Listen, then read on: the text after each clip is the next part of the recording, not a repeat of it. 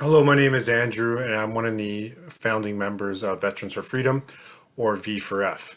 So, V4F represents a group of veterans who are concerned about the direction our country is heading. Not all veterans.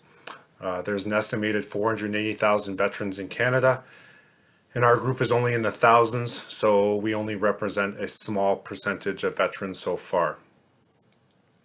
We use the term veterans in our name because that's what brings us together.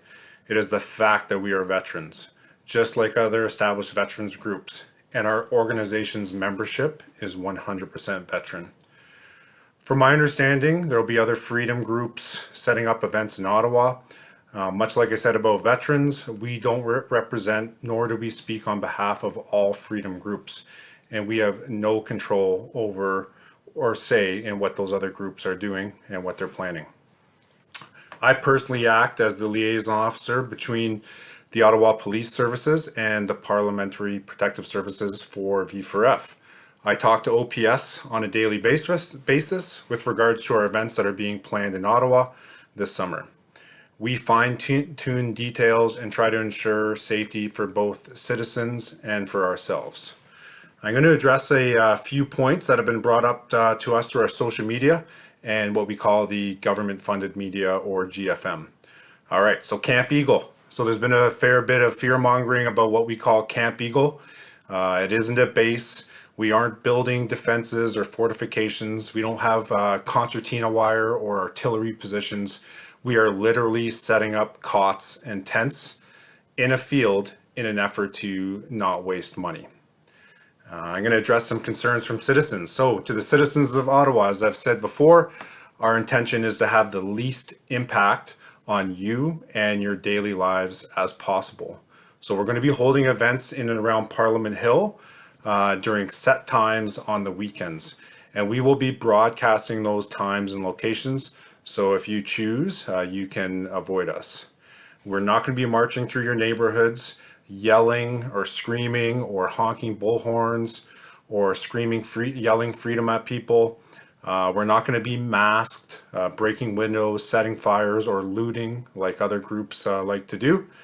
And so there's also several accusations being hurled our way. So the first one, you're trying to overthrow a democratically elected government. No, we're not. We believe in the democratic process. Stop terrorizing our city. All right, so if you consider peacefully protesting against the federal government's overreach as terrorizing, then I don't know what to tell you other than to look up the definition of terrorism. From the jazz festival organizers who are scared that we're going to try and disrupt their event. Your event wasn't even on our radar. And just on a personal note, if you want to try and scare me away, play jazz and play some country music and I'll be out of there. So from a left-wing political community group, which they allege we are connected to right-wing extremism. And I guess that comes from us holding different views on certain issues, and that's why they make these baseless claims about us.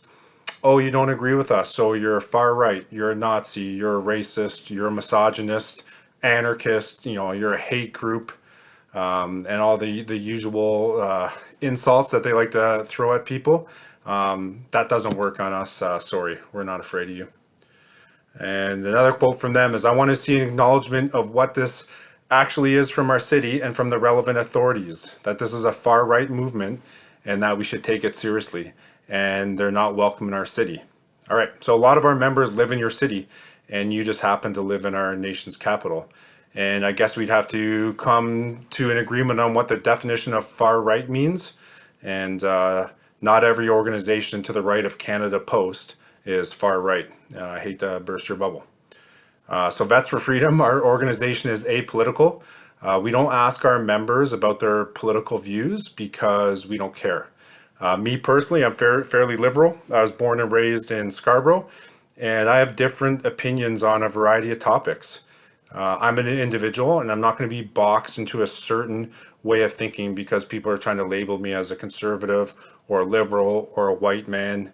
And sadly for you, I'm not part of the Borg and I'm not part of the hive mind. So you're just going to have to deal with that.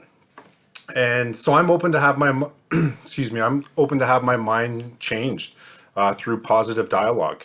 Myself and other members of our organization are not afraid to have civil and constructive conversations with people who disagree with us. We're not monsters like the media is portraying us to be. We're not violent.